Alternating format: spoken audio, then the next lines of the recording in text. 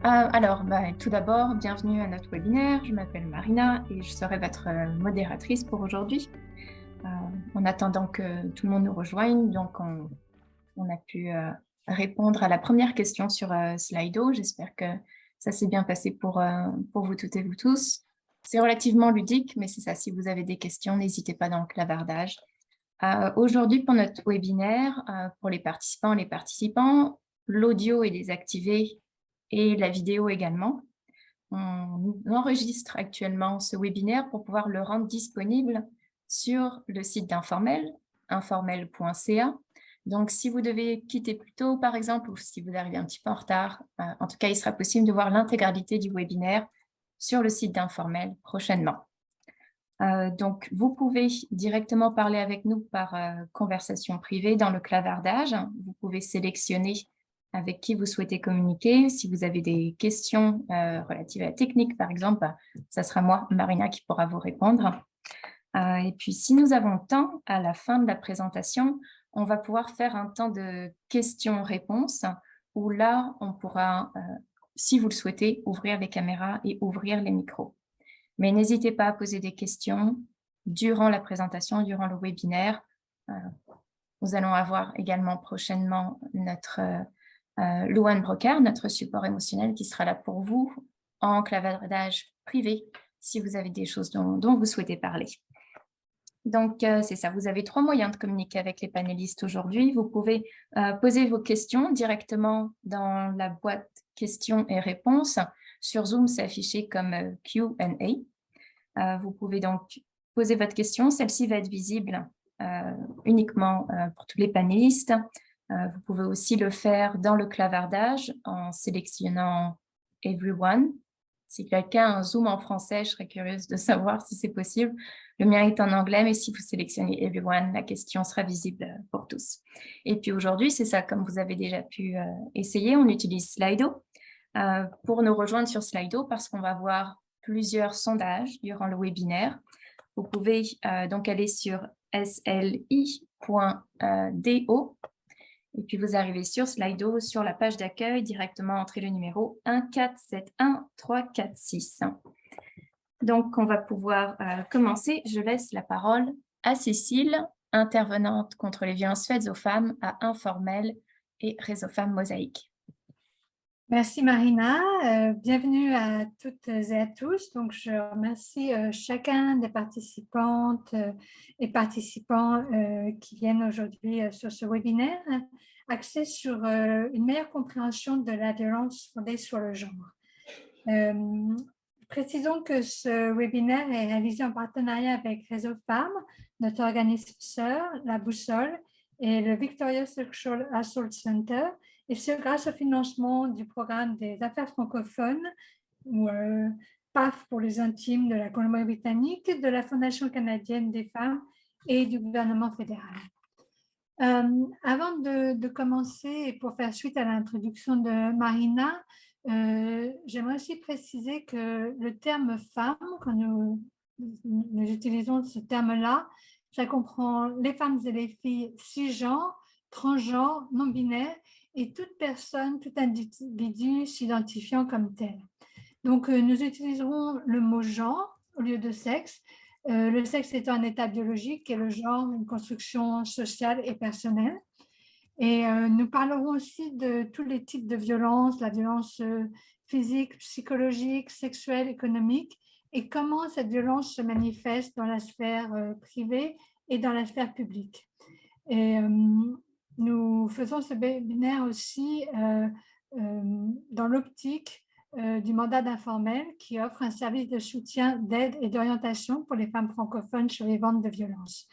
Donc, c'est un service que vous trouvez à informel.ca sur notre site web ou avec un numéro de téléphone pour soutien d'urgence ou soutien ponctuel en français.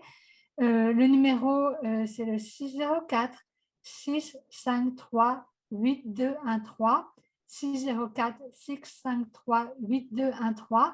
Et c'est un numéro qui est actif la journée, du lundi au vendredi de 10h à 18h et le week-end en texte. Et puis, si vous êtes en danger immédiat, évidemment, appelez le 911. Donc, maintenant que ces présentations ont été faites, je pense que c'est le moment de nous présenter. Nous sommes donc 5 aujourd'hui. Donc, moi, comme je vous ai dit, mon nom est Cécile Bruninx et je suis intervenante au service informel. Et je m'appelle Sophie Rousseau, je suis co-directrice de la prévention au Centre pour les agressions sexuelles à Victoria, Victoria Sexual Assault, et je travaille aussi comme intervenante guide communautaire avec Informel. Moi, c'est Marion Rouac, je suis la gestionnaire des services sanitaires et sociaux à La Boussole et également guide communautaire avec Informel. Moi, c'est Marina Van Wittenberg, je suis coordinatrice gestionnaire pour Informel et votre modératrice aujourd'hui. Merci. Je voudrais aussi vous présenter Louane. Louane travaille à La Boussole et elle jouera le rôle de conseillère, en fait, qui sera là pour vous offrir un soutien émotionnel pendant le webinaire. On est conscient un petit peu de ce que ce webinaire peut faire naître. Donc, je vous présente Louane. Et elle sera là pour vous aider. Vous pouvez la contacter par clavardage privé à l'adresse soutien émotionnel. Donc, personne d'autre ne verra vos questions. Si vous voulez avoir un petit peu de soutien émotionnel, c'est à elle que vous devez parler. Pardon, je rebondis juste un instant, Cécile. Louane n'est pas encore parmi nous sur le webinaire. Elle ne devrait pas tarder. Et quand elle sera là, pour pouvoir communiquer avec elle, vous allez dans le clavardage et vous sélectionnez bien Louane pour avoir une conversation privée avec elle dans le clavardage. Louane est arrivée.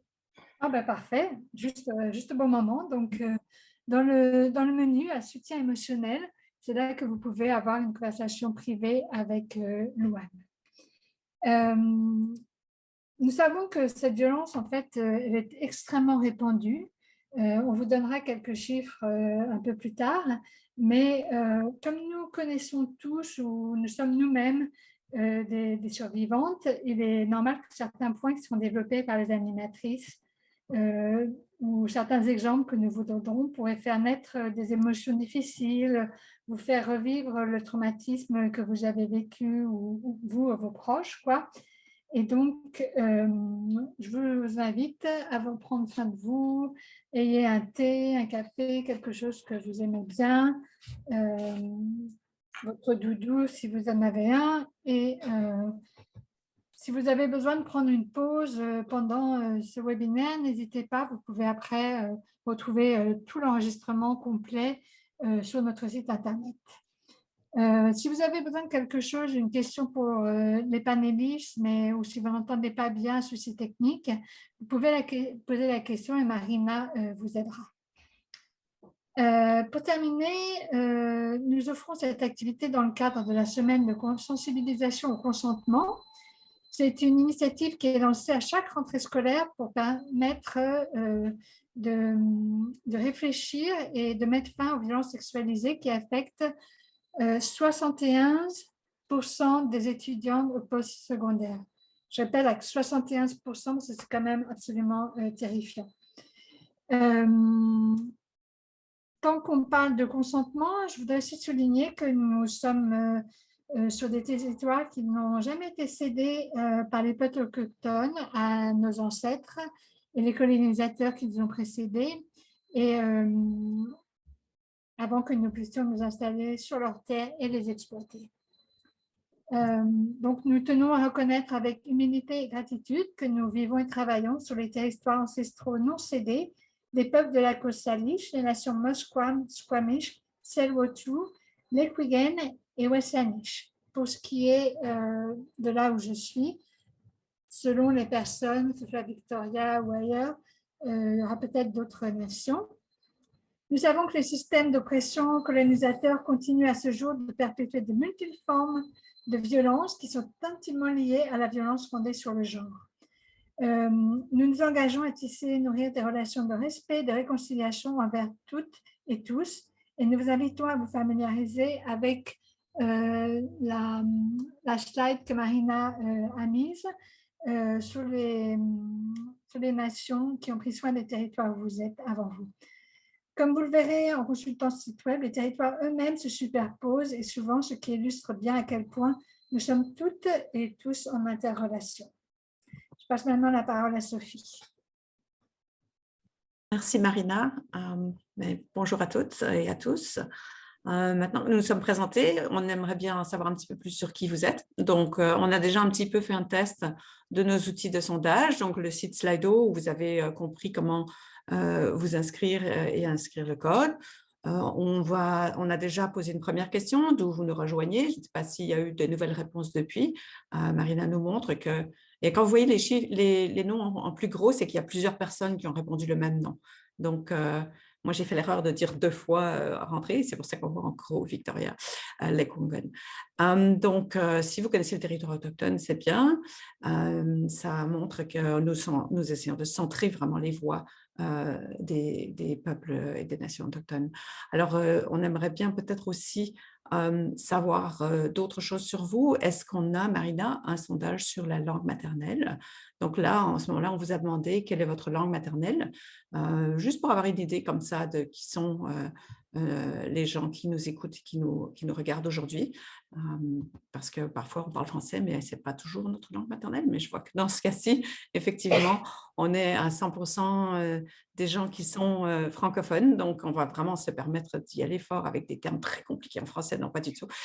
Mais voilà. Donc, aussi, bien, c'est le moment de penser à quelque chose, puisque notre webinaire s'inscrit dans la semaine du consentement. C'est qu'on utilise pour l'instant des outils qui nous donnent le moyen de communiquer entre nous, avec les panélistes. Certaines de vos questions, si vous choisissez cette option, seront visibles par tous. Et donc, on vous demande de penser aux autres quand vous communiquez. Nous voulons que cet espace soit un espace sécuritaire, fondé sur le respect mutuel. Donc, aucun comportement violent, aucun message par texte violent ne sera toléré. Et nous vous demandons aussi de respecter la confidentialité. Donc, ça, c'est un petit peu un principe qu'on a dans ce genre d'activité. Ce qui se partage et qui est personnel dans cette pièce virtuelle reste ici et ne sort pas. Par contre, ce qu'on partage, qui est un apprentissage, une éducation qui sert à aider, eh bien, partagez-le évidemment et ça peut sortir d'ici. Donc, ça, c'est un petit peu le principe qu'on essaie de mettre en place. Alors, avant de plonger dans le sujet vraiment pour autant dire, nous aimerions savoir aussi quels sont les aspects, les dimensions que vous aimeriez mieux comprendre, connaître un peu dans quelle perspective vous nous rejoignez. Donc, vous pouvez rejoindre la question suivante sur Slido. C'est un peu pour nous permettre de savoir si vous approchez la chose d'une façon, d'un point de vue d'être survivant ou survivante, une proche ou quelqu'un qui connaît des survivants, quelqu'un qui est un intervenant professionnel dans quelque secteur que ce soit, ou pour parfois faire de la recherche pour apprendre sur le sujet. Donc, je vois déjà les réponses qui s'affichent. Et eh bien, on n'est pas surpris en fait de voir, forcément, on a une grande partie de gens qui sont dans le milieu professionnel. Ça nous fait chaud au cœur, c'est bien parce qu'on veut toujours que le plus de gens possible soient… Et vous pouvez répondre plusieurs réponses. Vous ne devez pas choisir une seule. Si les 4 réponses s'appliquent à vous, vous pouvez les répondre toutes les 4. Donc, ce qu'on voit, c'est qu'il y a quand même un bon pourcentage de gens qui sont des proches de survivants et qui sont intervenants aussi. Donc, ça nous donne une petite idée de vos connaissances et de ce qui peut vous intéresser. Vous êtes probablement intéressé par les approches qui peuvent permettre de soutenir quelqu'un qu'on connaît qui a vécu de la violence. Et donc, on va en parler de ça dans notre webinaire. Donc, voilà. Et puis, comme Marina l'a affiché, on peut passer à la chose suivante. Alors voilà, donc comme je disais, maintenant c'est l'agenda. On va vous parler de beaucoup de sujets.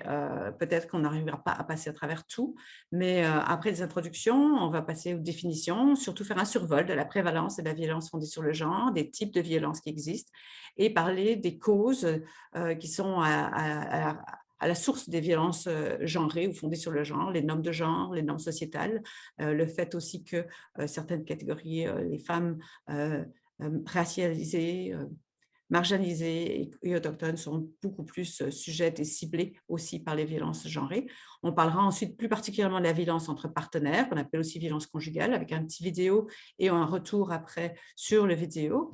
Et puis, on abordera les moyens de sortir ou de prévenir ou de reconnaître la violence, voir comment on peut reprendre notre pouvoir en utilisant les outils comme le consentement, le soutien.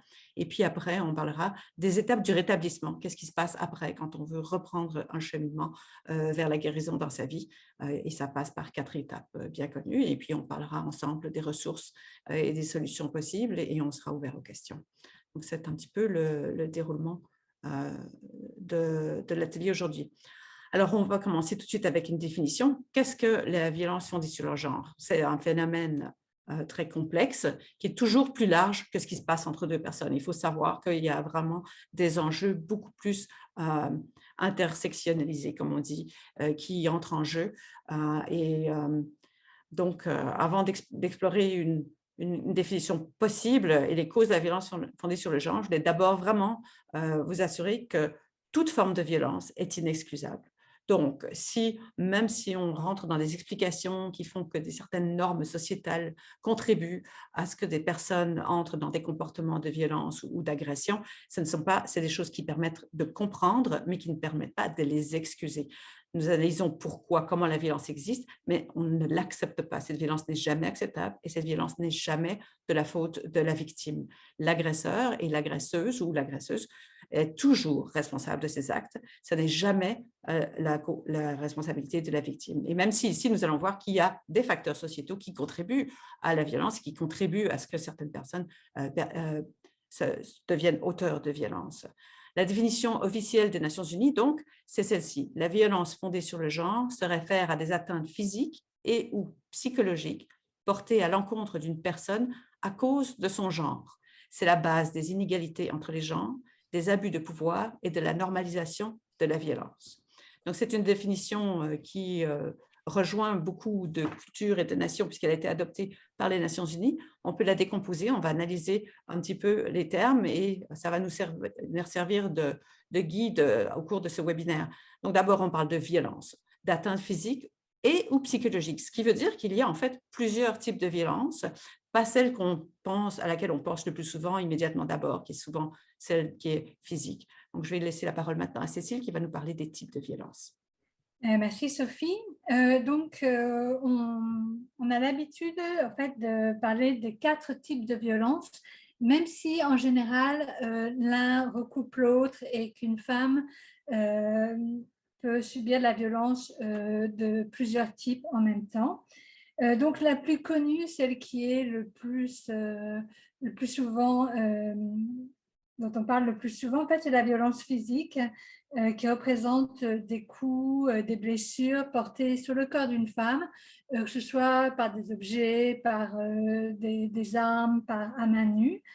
Il y a la violence sexualisée aussi, comme les viols, les attouchements, les commentaires sexistes, les blagues pas drôles du tout, des photos de nus non consentantes. Il y a aussi ce qu'on appelle le cyberharcèlement.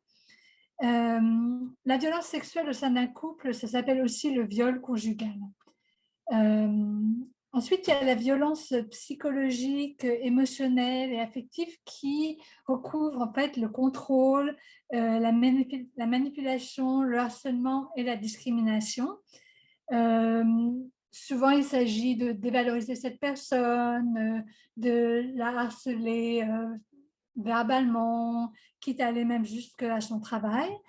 Et puis, il y a la violence économique aussi qui recoupe les dépenses d'un couple, la décision d'un achat important. Et c'est aussi utilisé comme un moyen de pression. Donc, à ce moment-là, on revient au niveau psychologique de la violence pour interdire, par exemple, quelqu'un interdira à sa partenaire de travailler, mais en lui laissant aucun argent pour autant. Et je vais vous donner un exemple que j'ai connu dans la vraie vie. En fait, il s'agissait d'une femme immigrante qui ne pouvait pas travailler tant qu'elle n'avait pas son visa. Ça arrivait à certains d'entre nous au début, quoi. Et elle était malade et son conjoint ne voulait pas payer de médicaments pour elle.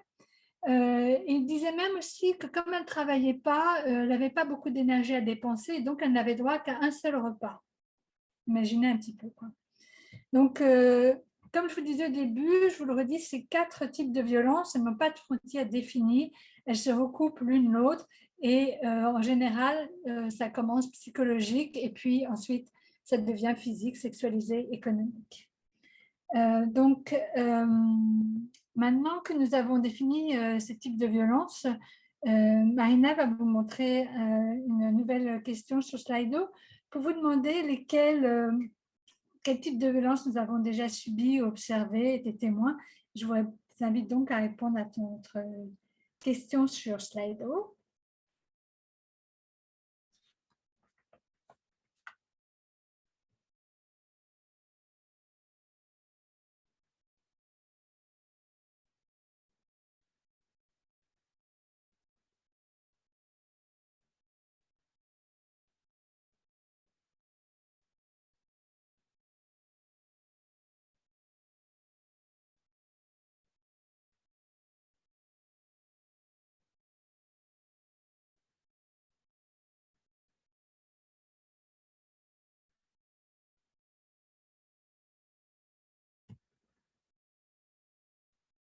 Ok, ben là j'ai vu pas mal de réponses. Marina, est-ce que tu veux faire un résumé?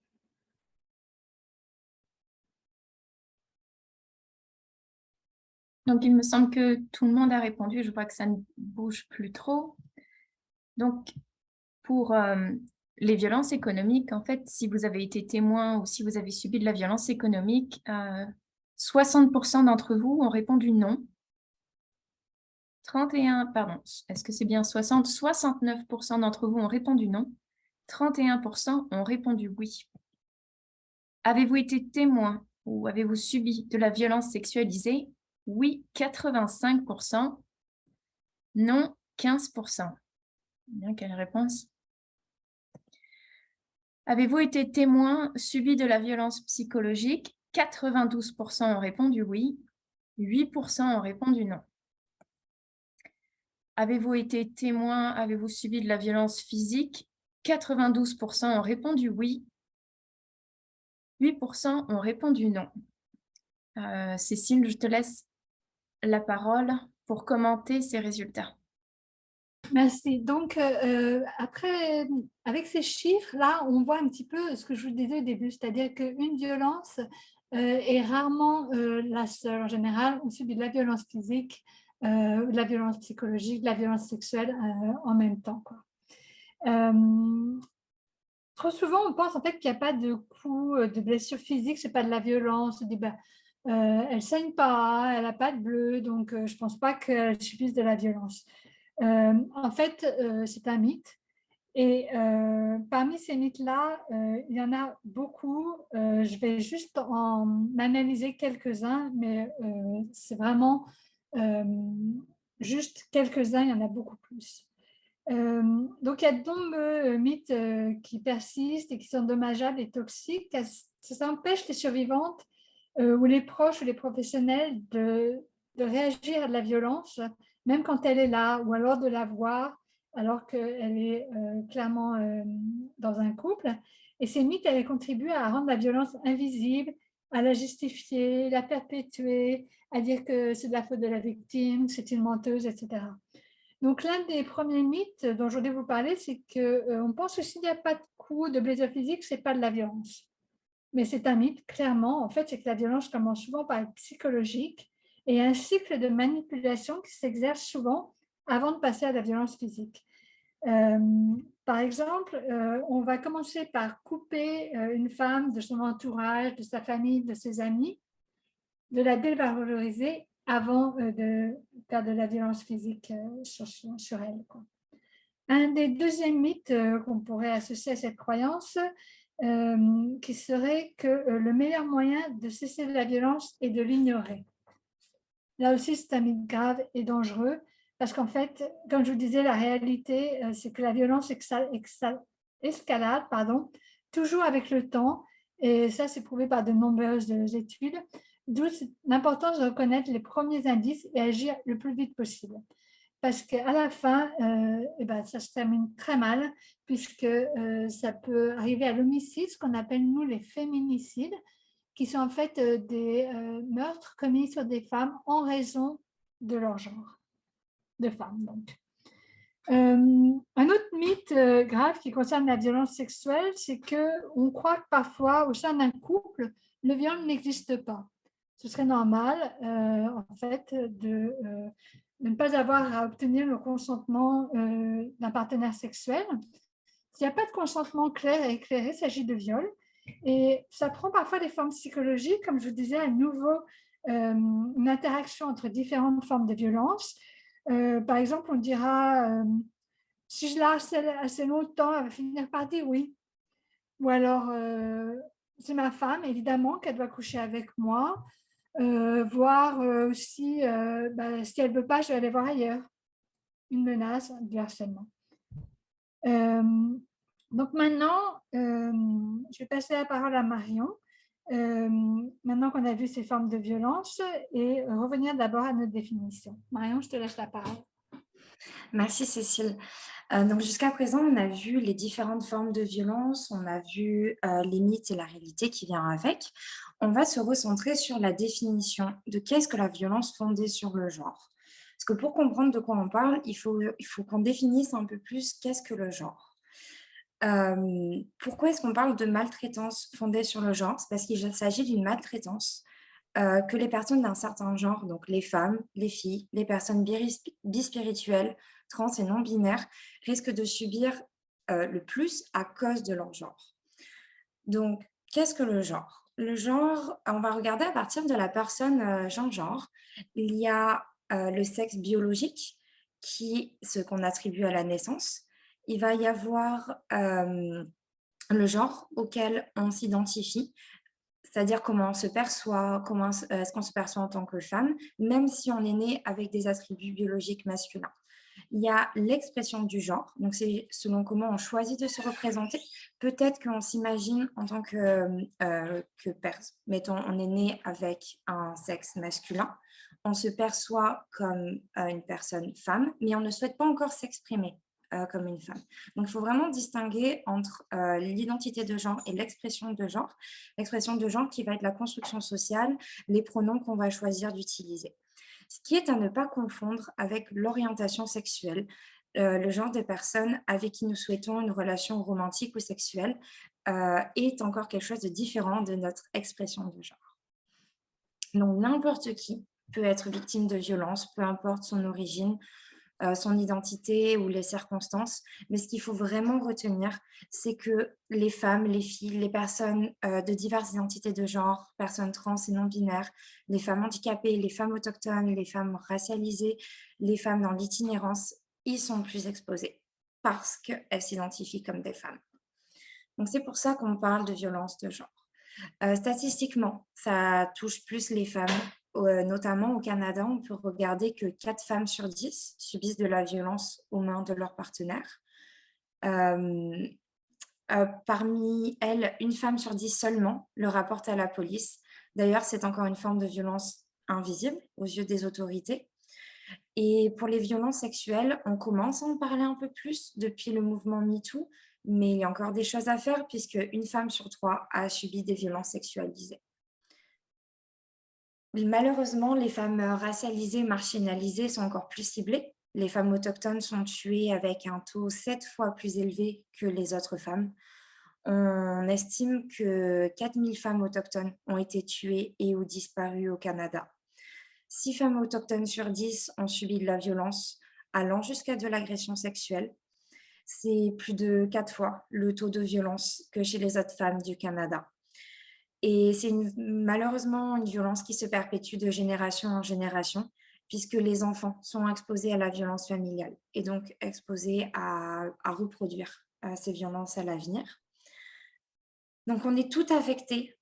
Combien d'entre nous, on est tout affectés par ces violences? Et on peut se demander, donc qui est la question suivante, combien d'entre nous dans cet espace aujourd'hui ont connu de la violence fondée sur le genre?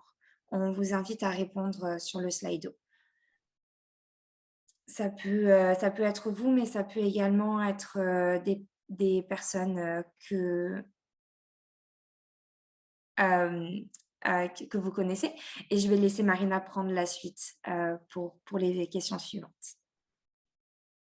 Donc, avez-vous déjà été témoin de violences faites aux femmes et filles? Je tiens à m'excuser pour la coquille, pour violence. 100% ont répondu oui. On passe à la question suivante avec une autre coquille. Nous avons comme réponse, oh, avez-vous déjà subi, on a un écran noir, on revient. Avez-vous déjà subi de la violence parce que vous êtes une femme, donc la coquille dont je vous parlais? Oui à 75%, non 25%. Je remets les résultats, on a 100% témoins de violences faites aux femmes et filles. 75%, vous avez déjà subi des violences parce que vous êtes une femme. Merci Marianne. Donc effectivement, merci Marina et Marion, on voit que nous sommes tous affectés parce que dans le fond, en fait, être témoin de violence, c'est aussi une forme de traumatisme pour les personnes qui sont témoins, pour les personnes qui essayent d'aider, de soutenir ceux qui vivent de la violence. Donc, on est tous affectés et c'est quasiment une épidémie beaucoup plus répandue finalement que ce qu'on a connu pendant le pire de l'épidémie du Covid, puisque là, le Covid, c'était connu, c'était visible et donc on pouvait au moins ressentir qu'on appartenait tous à ce groupe de gens qui essaient de s'en sortir, mais ici, c'est invisibilisé, c'est dénié, et donc c'est d'autant plus souffrant pour les personnes victimes de violences fondées sur le genre, puisque au Canada, on sait qu'on a eu rien qu'en 2021, 173 féminicides, et ça, c'est une hausse de 26% en 2 ans. Alors, ça fait des décennies qu'on travaille à diminuer et éradiquer la violence faite aux femmes, et pourtant, elle augmente encore. Donc, on voit qu'on a encore du chemin à faire, même si on connaît beaucoup de choses sur la matière. Le chemin, c'est un peu ce qu'on essaie de faire aujourd'hui, c'est d'essayer d'outiller toutes les proches et les personnes qui peuvent soutenir les autres pour qu'on puisse y mettre fin le plus vite possible, dès les premiers signes, comme disait Cécile, avant que ça ne s'aggrave et que ça s'escalade. Donc, si on pense qu'il y a eu plus de 100 000, 107 000 cas de violence entre partenaires rapportés à la police en 2021. Et on sait que seuls 10%, et encore c'est généreux, souvent c'est moins que ça, des survivantes rapportent ce type de violence à la police, mais on peut conclure qu'en fait, il y a eu plus d'1 million d'actes de violence entre partenaires en 1 an au Canada. Ça, ce sont des chiffres récoltés par Statistique Canada. Donc, la dimension genrée, elle est évidente là-dedans. On pourrait dire, oui, des meurtres passionnels, comme on dit dans le bon vieux terme un peu sexiste, des meurtres passionnels, ça arrive partout. Mais non, en fait, 89% des féminicides sont commis par des hommes. Donc, il y a vraiment une dimension genrée. C'est la question de se demander, mais pourquoi? Quelle est la source, la cause de cette violence tellement répandue? On peut retourner à la définition des Nations Unies et on peut voir que les victimes et même les auteurs de violences, en fait, ne se perçoivent pas toujours les motifs de l'incident comme étant enracinés dans des structures, des systèmes sociaux. Souvent, on va se concentrer sur le fait immédiat maintenant. Là, il y a une dispute et ça dégénère et ça devient de la violence qui prend forme physique ou autre ou psychologique. Mais dans le fond, on ne se rend pas compte à quel point on est influencé par des facteurs sociétaux et des normes. À partir du moment où une catégorie de gens est considérée comme inférieure, non égale aux autres, ça les déshumanise. Et dans notre société, ça s'est produit avec d'autres catégories de gens lors de guerres ou de génocides, mais dans notre société, ça se produit entre les genres. Quand il y a dans une société patriarcale, c'est ça qui se passe. On a le genre masculin qui a accès à plus d'autonomie financière, de pouvoir décisionnel et traditionnellement, on ne va pas aller très très loin, hein, on parle de quelques générations seulement, des publicités dans les années 50 comme on en voit, on en voit ici. Ça, c'est une publicité que Marina va vous montrer pour des pantalons, pour montrer à quel point le message était, le slogan qu'elle avait, c'est comme ça, vous montrer de quoi vous êtes capable aux femmes de la maison. Donc, on peut voir à quel point des normes de genre qui mettent en valeur une objectification du corps des femmes qui finissent par accepter les blagues sexistes, les femmes sont déshumanisées, sont vues comme inférieures et on se retrouve avec un système qui finalement légitimise l'objectification et l'exploitation d'abord du travail, l'exploitation sexuelle des femmes, l'exploitation finalement idéologique de toute une catégorie, la moitié de la population. Les hommes aussi finalement sont cantonnés dans ce carcan de masculinité toxique. Ils ne doivent pas se laisser faire, ils doivent se protéger, se défendre, ils doivent être capables de protéger les femmes, de subvenir aux besoins des femmes. Il y a aussi tout un poids et un héritage sociétal qui est imposé sur la performance des hommes. Et devoir soutenir ce rôle, finalement, est aussi lourd parce que ça les empêche d'être en contact avec leurs émotions, donc ça les empêche d'être émotionnellement capables de déceler, décrypter ce qui se passe, d'en parler, et donc ça devient une perte de contrôle qui est insoutenable quand on a été élevé dans le carcan qu'il faut toujours pouvoir contrôler les choses et ce qui se passe. Et donc, on peut voir, c'est par exemple cette image que j'ai saisie d'une publicité que Gillette, les rasoirs, avaient lancée à l'époque pour dénoncer, au moment de toute l'ampleur du mouvement MeToo, dénoncer à quel point les enfants sont socialisés dès le départ en tant que petits garçons dans cette image qui les enferme et qui finalement les mène à cette violence. Et donc, si vous voyez cette image, on voit deux enfants qui se disputent dans un jardin, c'est un barbecue à l'arrière d'un jardin chez plusieurs personnes qui se rejoignent et qui ont l'air d'être des amis. Qu'est-ce qui cloche pour vous sur cette image? Moi, ce qui cloche pour moi, ce que je peux voir, c'est que derrière, les parents regardent, ils n'interviennent pas, ils sont là comme ça.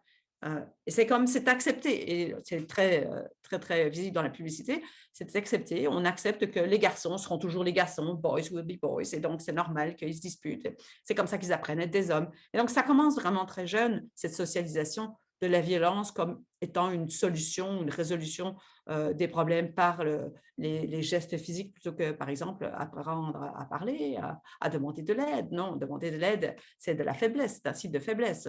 Les émotions, c'est de la faiblesse. Donc, c'est un carcan qui est lourd à porter pour tous les genres, finalement. Et c'est ce qu'on appelle les bases de la société de la culture du viol. On peut parfois symboliser ça dans une forme de pyramide, la pyramide de la violence. Et tout ça est une question de pouvoir, finalement.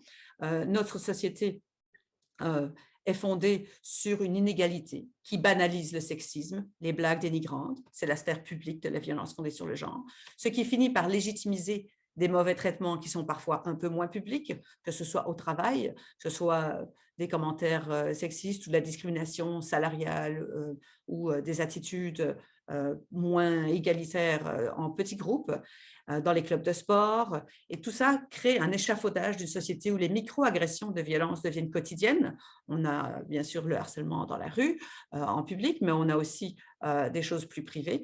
Et les victimes se trouvent sans moyens face à ces comportements parce qu'ils ne sont pas sanctionnés. Ils sont autorisés parce que s'ils ne sont pas sanctionnés, c'est qu'ils sont autorisés. Si on n'interdit pas, c'est qu'on autorise. Et donc, ça devient un terrain très fertile pour les agressions physiques. Et finalement, c'est ça qui mène dans des sociétés fondées sur de telles bases à le passage à l'acte et les féminicides. Et ces féminicides ne sont pas comptabilisés. C'est aussi une erreur dans notre société. C'est qu'on ne différencie pas les meurtres qui sont féminicides d'autres meurtres. Donc, si ces violences ne sont pas dénoncées, elles ne sont pas visibles, elles deviennent invisibilisées et donc aucun moyen de les contrer n'est développé par la sphère publique ou par les autorités et les pouvoirs décisionnels parce qu'elles ne sont même pas acceptées comme étant visibles et graves de façon comptabilisée. Quand la violence est visible, est invisible, donc elle se multiplie loin des yeux du public et en fait de plus souvent au sein des foyers en privé. Et je vais donc à ce moment-là laisser Cécile vous parler de cet aspect très particulier de la violence fondée sur le genre, c'est celui qui s'applique aux violences entre partenaires. Merci Sophie. Donc la violence entre partenaires, c'est de la violence qui s'exerce au niveau privé. C'est particulièrement complexe effectivement parce qu'on pourrait mal imaginer qu'il y a dans la violence dans un contexte romantique ou amoureux. Et ça s'appelle aussi la violence conjugale. Donc, à l'origine, on trouve souvent une relation où l'homme, qui se définit comme tel, se positionne en dominant et ne supporte pas d'être mis en question dans ce rôle de pouvoir. Cette violence peut prendre une partenaire au dépourvu car elle commence souvent par une relation apparemment amoureuse, donc comme je vous disais, très démonstrative, très romantique. Le partenaire va offrir des cadeaux, des fleurs, des attentions, c'est ce qu'on appelle la lune de miel. Ça devient vite très étouffant parce que la victime est donc privée de ses relations externes. Le partenaire devient possessif, isole la victime, agit de façon à décourager les amis et la famille de rester en relation. La victime n'a donc plus de réseau de soutien, n'a donc plus de cercle social et ça devient l'escalade dans le contrôle et le pouvoir. Le contrôle de ce que fait sa partenaire, avec qui elle est, comment elle mange, comment elle s'habille, comment elle s'exprime, etc., c'est une violence qui se déroule en un cycle qui est très connu par les professionnels. En fait, donc il y a d'abord une relation normale et puis, ou disons, une relation, je dirais normale, même si j'aime pas trop ce mot-là, mais où la tension monte en fait, et jusqu'à ce qu'un éclat, quelque chose qui peut être anodin, mais qui déclenche immédiatement la colère de l'agresseur. Donc là, c'est la crise. C'est le moment où un coup part et c'est la victime qui est sous le choc et se sent coupable. L'agresseur, en plus, se justifie, minimise son comportement, lui dit « mais bon, tu vois ce que tu m'as fait faire, tu m'énerves tellement, tu sais pourtant que j'aime pas quand tu fais ça, etc. » Et il demande pardon, il redevient gentil, il promet que ça ne recommencera plus, qu'il va aller chercher de l'aide avec des conseillères, etc. Ça revient à la ligne de miel. Ça recommence et ça continue jusqu'à la crise suivante. Ce qui est dangereux, c'est que ces crises, elles sont de plus en plus rapprochées. Chaque fois qu'on pardonne, c'est comme donner la permission pour une nouvelle agression. De plus, non seulement elles sont rapprochées, mais elles sont aussi de plus en plus violentes et les lignes de miel de plus en plus courtes. La victime, elle ne sera plus capable de les prédire et donc de se protéger. C'est pourquoi il faut agir dès les premiers signes. Il ne faut pas attendre qu'une femme soit tellement isolée qu'elle ne puisse même plus rechercher de l'aide, que ce soit auprès de nous, auprès d'amis, auprès de la famille. Donc, je vais laisser maintenant la parole à Sophie qui va introduire une vidéo. Alors, on va vous montrer une vidéo qui a été lancée par la communauté francophone de Belgique il y a plusieurs années pour sensibiliser à la violence entre partenaires. Nous avons pris seulement quelques extraits clés parce que sinon c'était trop long, mais bien sûr, si vous allez sur Google, vous pourrez la trouver vous-même en cherchant le nom, la vidéo Fred et Marie, violence entre partenaires, vous allez la trouver facilement. Le contexte, c'est Fred et Marie qui sont un couple ensemble depuis 5 ans. Ils célèbrent leurs 5 ans en invitant des amis à souper. Et vous allez voir quelques moments. On va voir si vous êtes capable de reconnaître des éléments du cycle dont Cécile vient de vous parler. Un petit avertissement, ça peut évoquer ou rappeler des faits vécus ou observés dans votre vie. Donc, si ça vous perturbe, nous mettrons un message dans le chat pour vous dire quand la vidéo est terminée, mais ça devrait durer 5 minutes 30 et puis vous pourrez nous rejoindre après à ce moment-là. Malheureusement, montre que ce vécu n'est pas unique. 44% des femmes canadiennes déclarent avoir subi une forme de violence entre partenaires au cours de leur vie. C'est beaucoup de monde. Je reconnais que ça peut perturber de voir ces images-là, notamment quand on pense à quelqu'un qu'on connaît qui vit ça ou quand nous-mêmes on vit ça. Donc, je vous invite vraiment à en discuter avec Loane plutôt que de garder ça pour vous. Et j'aimerais qu'en même temps, on se pose quelques questions sur cette vidéo. J'aimerais savoir si vous aviez vu chacune de ces scènes séparément, est-ce que vous auriez identifié qu'il s'agit de situations de violence? Donc, juste reformuler, est-ce que vous auriez identifié ces scènes comme de la violence si vous les aviez vues séparément?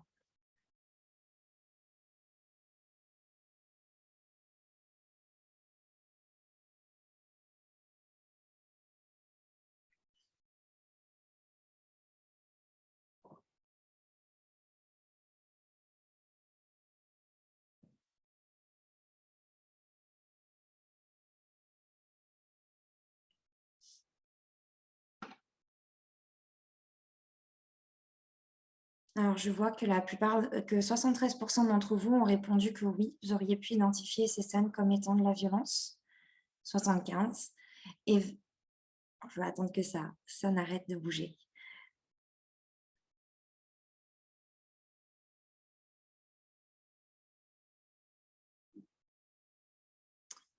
Ok, donc 77 perçoivent que cette scène comme étant de la violence et 23% n'auraient pas identifié.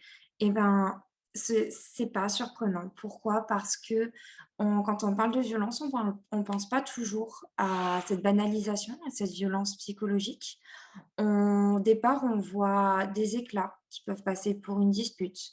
On voit une colère mal placée, à la limite. Mais petit à petit, à force d'être dans leur quotidien, on voit de la progression. On voit ce besoin de contrôle très important. En cours, la loi reconnaîtrait l'ensemble de ces faits comme étant une violence à part entière, une violence de type conjugal. Maintenant, j'aimerais vous demander, est-ce que vous pensez qu'il y aurait d'autres façons pour l'amie de Marie de l'aider, quand elle part discuter avec elle dans la salle, est-ce que vous pensez qu'elle a pris une façon qui la soutient, qui l'aide? Est-ce que vous auriez fait autrement? Est-ce que vous avez des pistes à proposer?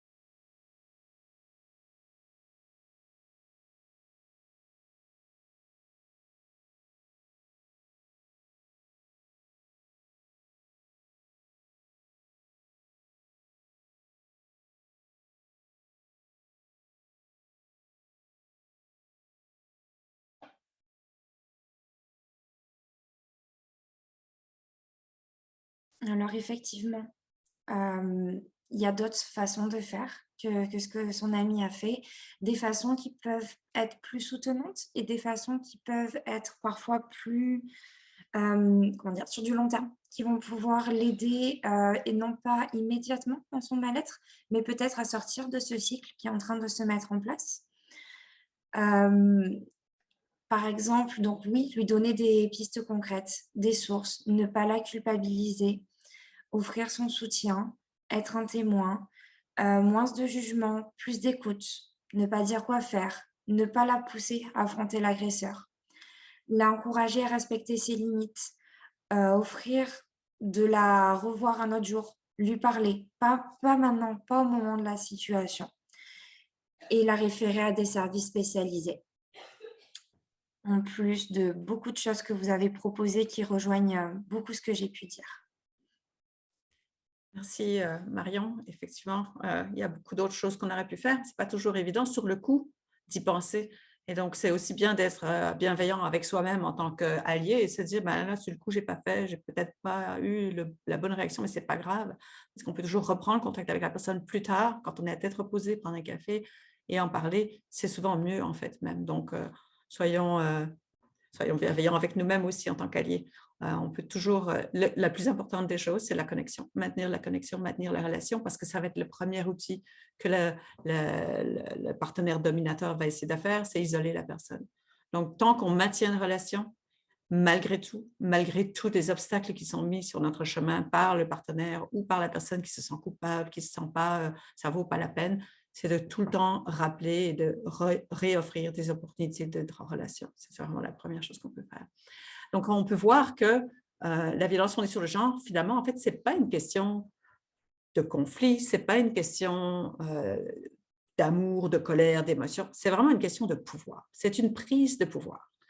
Ce n'est pas des pulsions sexuelles non plus. Là aussi, c'est du pouvoir. Toutes les formes de violence fondées sur le genre sont des manifestations de prise de pouvoir. Alors, comment les survivantes peuvent-elles reprendre ce pouvoir qui leur est pris? Parce que c'est ça qui se passe quand on est une survivante, c'est qu'on se voit dans une situation où on n'a plus aucun pouvoir. Alors d'abord, si vous avez reconnu certaines de ces situations dans votre vie ou dans celle de vos proches, la première chose à faire, si on en est à ce point-là, c'est de se créer un plan de sécurité. On l'a vu, la violence escalade toujours, donc il faut sortir du déni. C'est la chose la plus difficile finalement, c'est faire le premier pas, c'est dire ça augmente, ça s'aggrave, je commence à avoir peur pour moi-même Et on ne veut pas se mettre dans cette catégorie-là de gens, bien sûr. On n'a pas envie de se dire, mais non, je ne suis pas une victime. Mais en même temps, ça vaut la peine de se faire un plan de sécurité. Et là, je ne vais pas rentrer dans les détails, mais les services d'aide aux personnes victimes de violences, comme informels, peuvent élaborer avec vous un plan de sécurité. On parle d'avoir un compte en banque séparé, prendre le temps d'avoir ses papiers d'identité, préparer toutes les choses pour qu'on soit autonome le jour où, si on en a un jour besoin. La deuxième chose à faire, c'est de se dire que ce n'est pas désespéré. Ce n'est pas parce que ça va mal que ça va toujours aller mal et ce n'est pas pour autant nécessaire de se dire, bon, l'agresseur, c'est fini, il ne va jamais changer, il est comme ça, je dois le quitter. Parfois, il y a moyen d'intervenir, mais encore une fois, il faut le faire avec de l'aide. La première chose à faire, c'est se dire qu'on n'est pas tout seul et il ne faut pas rester tout seul. C'est en fait un problème très complexe et c'est presque impossible à résoudre tout seul. Donc, la deuxième chose, c'est rejoindre, mais ça fait partie de la première chose parce que pour le plan de sécurité aussi, on a besoin de rejoindre quelqu'un pour nous aider. Donc, il faut essayer d'aller chercher de l'aide de quelqu'un. Mais ce n'est jamais la faute de la survivante. Ce n'est jamais notre faute. Et donc, il ne faut pas se sentir coupable. C'est sûr qu'on pourrait se sentir honteux. C'est toujours la faute de l'agresseur. Mais donc, on a le droit d'aller chercher de l'aide. On a besoin d'aller chercher de l'aide. Il faut chercher un appui. C'est la première chose à faire. Donc, chercher un soutien, chercher un appui, ne pas rester seul, sortir de l'isolement. C'est un trauma trop complexe pour une seule personne. La guérison, la sécurité va passer par une relation de confiance saine avec un autre être humain. Demander de l'aide, c'est une preuve de force. Ce n'est pas une preuve de faiblesse. C'est le premier pas vers la liberté. Le deuxième aspect, c'est comment, si on est approché, comment être un bon allié, comment soutenir une personne qui a subi des violences. On en a un peu parlé en faisant le retour après les vidéos. D'abord, la première chose qu'on a besoin de faire, c'est écouter. Écouter sans poser de questions, sans interrompre, sans suggérer des solutions, sans dire quoi faire. Parce qu'encore une fois, une survivante, ce qu'elle a de plus significatif, c'est qu'elle a perdu le pouvoir et le contrôle. Donc, n'importe quelle petite chose que vous pourrez faire pour redonner un peu de pouvoir, un peu de contrôle à la survivante, va déjà être vers le chemin du rétablissement. C'est un petit peu ce que l'amie de Marie essaie de faire en lui disant, ben, va mettre la robe que tu voulais mettre. Sauf que dans ce cas-là, peut-être que c'est un petit peu dangereux parce que ça pourrait provoquer de nouveau la colère de l'agresseur, mais c'est tout ce qui peut mener à une reprise de contrôle, une reprise de pouvoir, aussi minime soit-elle, peut être une bonne aide qu'on offre à une victime. On ne doit pas aller dire quoi faire et donc on la laisse dans le siège du conducteur, si on peut dire, c'est-à-dire que c'est toujours la survivante qui va décider quelle est la prochaine étape. C'est elle qui décidera qu'est-ce qu'elle raconte, à qui elle raconte, comment elle le raconte, est-ce qu'elle veut la police, est-ce qu'elle ne veut pas la police. On ne met jamais de pression. On écoute et on suit et on accompagne, c'est tout. On ne questionne pas. Évidemment, l'élément le plus important là-dedans, c'est de croire la personne. Quand on l'écoute, on la croit. On ne repose pas des petites questions comme « mais t'es sûr, mais peut-être qu'il s'est trompé, mais peut-être t'as mal compris ». Non, vraiment, on la croit. Point. C'est tout. Elle a besoin de ça, elle a besoin d'être validée. Même si son jugement serait obscurci et elle se tromperait, pour l'instant, ce qu'elle vit comme vécu, c'est cette violation. Elle a besoin d'être validée dans ce vécu et dans ce sentiment, donc on l'accompagne. Après, ce qu'il faut faire en tant que personne alliée, c'est reconnaître ses propres limites. D'abord, soit nous, on peut être affecté par ce qui se passe, c'est temps alors de rejoindre, d'aller chercher une ressource supplémentaire, ou si reconnaître nos limites, on n'a pas toutes les compétences pour aider quelqu'un, on peut juste l'accompagner, aller avec elle peut-être, voir d'autres ressources, trouver des services d'aide, trouver des textes à lire, des sites web, des cercles de parole. Le tout doit toujours être fondé sur le consentement. On n'impose pas son aide à quelqu'un. Si la personne me dit, écoute, non, j'ai besoin d'aide, ça, je ne veux pas en parler, c'est correct aussi. Et donc, le deuxième pas vers le pouvoir, maintenant, c'est de reconnaître ses limites, savoir les poser et savoir les faire respecter. Donc, on fait des petites choses, on s'exerce à dire non, un petit peu à la fois, juste pour se pratiquer, juste pour apprivoiser cette capacité qu'on a de reprendre confiance en notre pouvoir. Il est toujours là, notre pouvoir, il est juste endormi. On refuse une invitation, on refuse un câlin avec un collègue un petit peu balourd, on s'autorise à dire non, sur toutes sortes de plans, juste pour se pratiquer, pour reprendre un petit peu de ce pouvoir. Parce qu'une relation saine, que ce soit avec sa famille, avec un ami, avec un partenaire, ça repose sur le triangle du respect. Je me respecte, donc je reconnais mes limites. Je me sens mal à l'aise qu'on m'offre un dessert et moi, je ne veux pas manger de dessert. Je dis non, je me respecte. Je respecte l'autre, je te respecte et je m'attends à ce que l'autre me respecte. Tu me respectes. Ça, c'est le triangle du respect. Quand on parle de respect, automatiquement, l'idée du consentement nous vient à l'esprit. Et vraiment, le consentement est quelque chose qui peut nous libérer. Il y a un acronyme en anglais qui s'appelle FRIES pour les frites, avec les premières lettres de ce concept du consentement. On l'a traduit en français avec libre. Le consentement nous libère, il nous rend libres au pluriel. Et donc, pour se rappeler des différents aspects d'un vrai consentement, qu'est-ce que c'est un vrai consentement?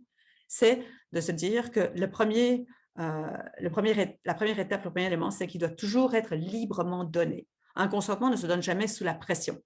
Si quelqu'un vous arnaque au coin d'une rue et dit « donne-moi ton sac », vous allez lui donner. Ce n'est pas un consentement, c'était sous la pression. Donc, c'est un exemple un peu extrême, mais si un patron vous demande d'être disponible pour une fonction du travail alors que c'est l'anniversaire de votre enfant, vous n'êtes pas dans une position de dire non parce que vous avez une pression, vous avez une fonction, vous avez peur de perdre votre emploi, de perdre une promotion. Donc, vous allez dire oui, mais ce n'est pas un vrai consentement parce qu'il est donné dans une dimension de pouvoir. Vous n'aviez pas la capacité d'avoir un vrai consentement. Donc, un vrai consentement, il est librement donné, sans aucune pression, sans aucune dynamique de pouvoir derrière. La deuxième lettre, I, c'est informer. Ça, on prend l'exemple de l'hôpital. Si vous voulez faire une chirurgie, on va vous demander de signer un papier comme quoi vous consentez aux risques, vous êtes conscient des risques, vous êtes informé des risques qui viennent avec ce consentement. Donc, vous devez toujours prendre un consentement qui est informé. C'est-à-dire que si vous consentez à avoir une relation sexuelle et que vous n'êtes pas informé que la personne ne va pas apporter de protection contraceptive, ce n'est pas un consentement informé. Quand vous avez la troisième lettre, le B, le consentement est balisé. Vous établissez vous-même vos limites, vos balises, et vous les faites respecter. Ce sont vos conditions. Oui, je veux bien aller à ta soirée, mais je veux rentrer avant 11 heures. C'est mes balises. Ça, c'est mon consentement, il est balisé. Et puis, le consentement, il doit toujours être réversible. Ça, c'est le R.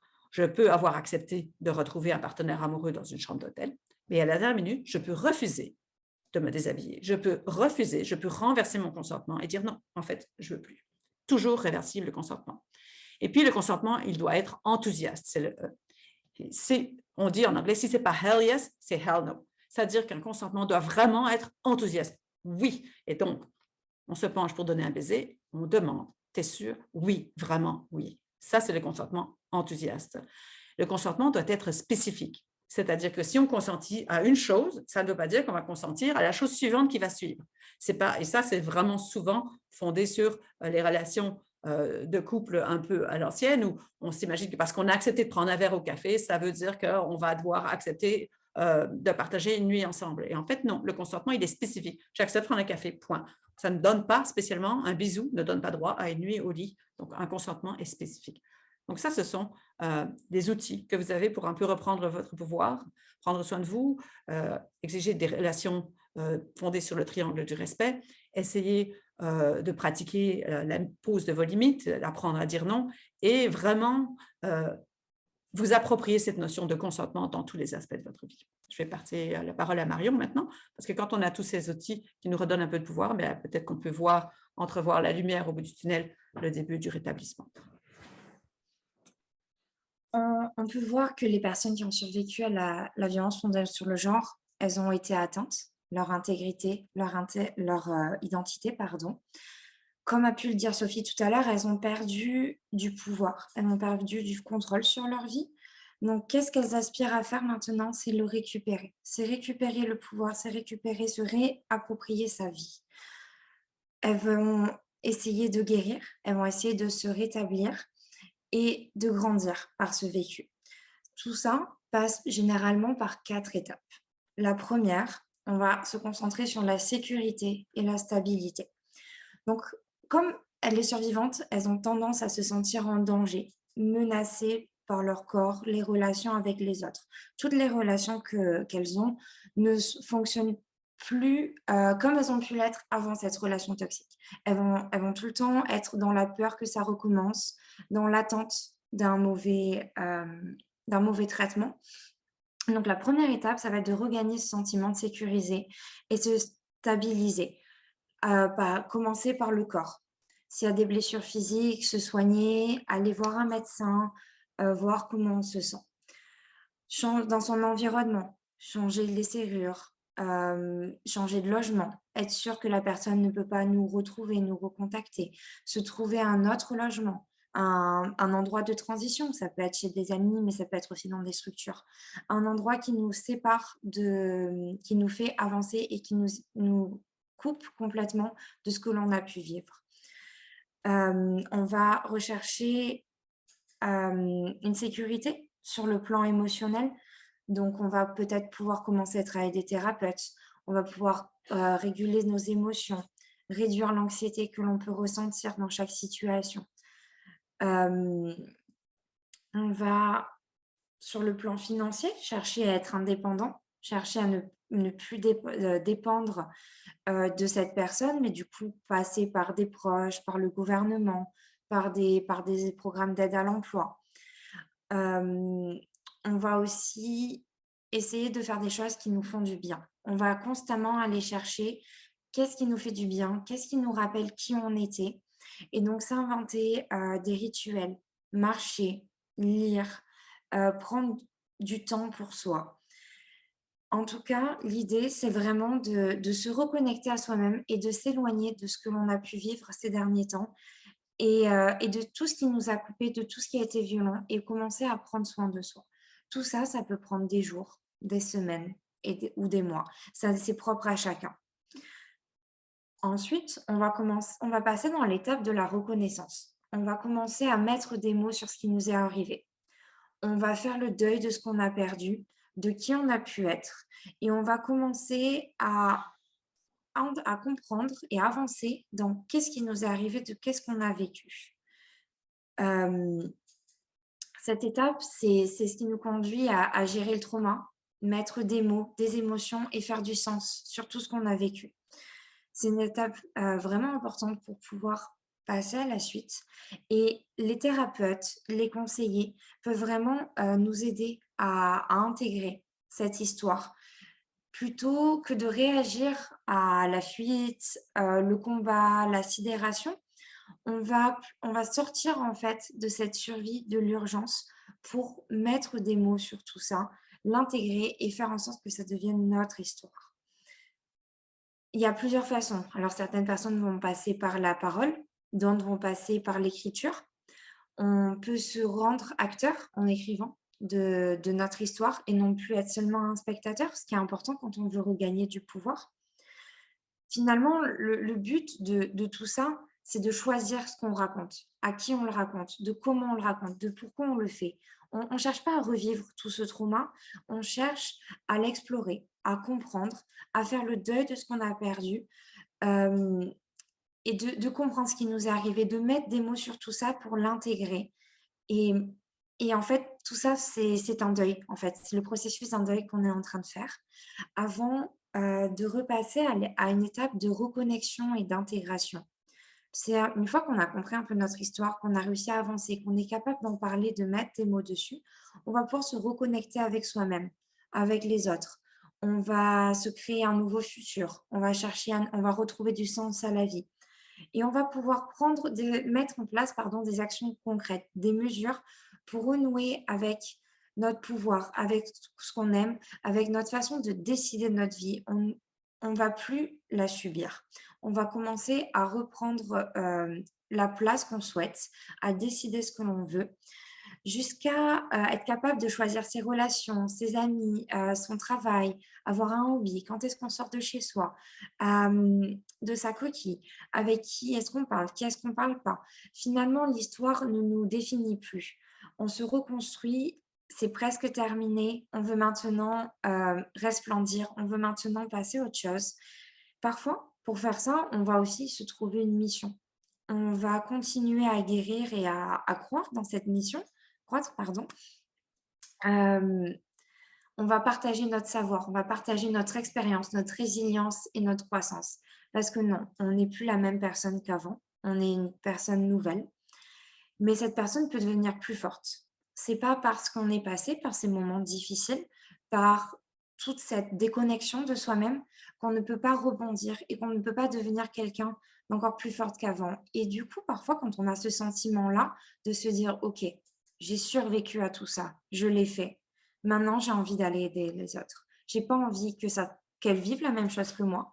Donc, on va les s'investir dans des missions, on va aller rencontrer du monde, on va aller parler, parfois on va publier des livres. Il y a plein de façons propres à chacun d'exprimer cette étape-là. Parfois, c'est pas une étape qui va être nécessaire, mais qui va être très importante pour celles qui le souhaitent. C'est la 4e et dernière étape, celle du besoin de justice. une fois qu'on est stabilisé, qu'on a été capable de s'investir, qu'on est capable de parler de son histoire, de la réexpliquer, de prendre du recul et de se sentir grandi, d'avoir repris le contrôle sur notre vie, on va avoir besoin de parler, de confronter, de porter plainte, notamment en cas d'agression sexuelle. Il ne faut pas penser que c'est quelque chose qui doit être fait immédiatement, parce que non, parfois on n'est pas prêt à ça. On a besoin d'abord de comprendre ce qui s'est passé. On a besoin de l'intégrer en nous avant d'être capable de confronter la personne, avant d'être capable d'aller en justice, parce que une poursuite judiciaire, c'est long, ça prend du temps, ça prend beaucoup d'énergie. Il faut se sentir prête pour pouvoir faire ça. C'est pour ça que ce n'est pas une étape obligatoire, parce que tout le monde ne se sent pas prêt un jour. Et puis, il faut que ça en vaille la peine. La seule exception qu'on peut faire à ça, c'est quand il s'agit de la violence sexualisée. Là, on peut aller porter plainte immédiatement pour pouvoir garder une trace de ce qui s'est passé. Parfois, subir un examen pour garder des preuves biologiques de tout ça et finir le process quand on se sent prêt. Ça fait partie de l'intégration. C'est un processus de justice nous aide à reprendre pouvoir et sens. Et ça vaut la peine d'être poursuivi quand on s'en sent capable. Il faut aussi savoir qu'il y a la justice réparatrice qui existe et qui peut être une option parce que la personne affectée, la victime dans ce contexte-là, a le contrôle sur tous les aspects du processus. On ne lui demandera pas de faire face à l'auteur des violences. Elle va pouvoir exprimer, elle va pouvoir poser les questions qu'elle souhaite. Elle va rencontrer des professionnels qui vont l'accompagner dans ce process et qui vont l'aider à faire la connexion, mais sans jamais la forcer et toujours en respectant, comme on disait tout à l'heure, le consentement et sa notion de pouvoir à elle, sa notion de décision. Il faut savoir qu'il existe plusieurs ressources. Donc là, je parlais de justice réparatrice, mais il y a aussi des aides juridiques, des maisons de transition, des lignes d'appel, d'écoute téléphonique, de conseils, des cercles de parole. Il y a des organisations spécialisées dans ça. Comme vous pouvez le voir, on a en français informel, Mosaïque. On a aussi des soutiens en anglophone. Un peu partout dans la province. Et pour ceux qui sont trop éloignés, qui ne peuvent pas se rendre sur place, il y a vraiment possibilité d'avoir des personnes par téléphone. Je vais laisser Cécile reprendre si elle veut développer un petit peu plus sur ces outils, sur ces soutiens, avant qu'on arrive à la fin du webinaire.